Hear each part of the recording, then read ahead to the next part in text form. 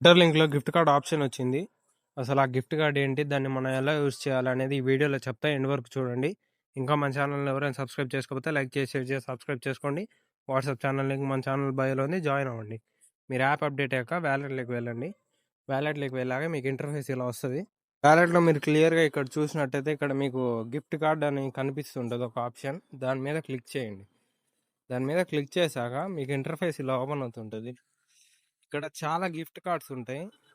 ఈ gift cards IKEA, dominoes, pizza, Starbucks ఇలా చాలా ఉంటాయి. అమెజాన్, ప్లే స్టేషన్, నెట్‌ఫ్లిక్స్ ఇలా మనకి ఉన్న ఈ గిఫ్ట్ కార్డ్స్‌ని మనము బై చేయాలి. మనం బై చేయాలంటే ఫస్ట్ మన వాలెట్‌లో బ్యాలెన్స్ ఉండాలి.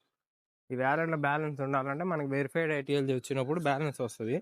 వన్స్ మన కేవైసీ కంప్లీట్ అయ్యి మనకి ఐటీఎల్ వచ్చాక ఇప్పుడు ఫర్ ఎగ్జాంపుల్ నేనేమో ఇక్కడ డామినోస్ సెలెక్ట్ చేసుకున్నా. దీన్ని బై చేయాలంటే నా దగ్గర యూఎస్డిటీ అని ఉండాలి, ఐటీఎల్ అని ఉండాలి. నా దగ్గర 2 లేవు ప్రస్తుతానికి. అందుకని ఇప్పుడు ఇలా వస్తుంది.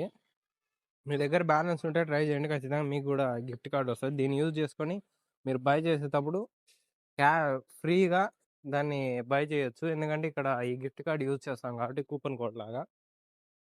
కాబట్టి ఇది ఈ గిఫ్ట్ కార్డ్ ఇన్ఫర్మేషన్.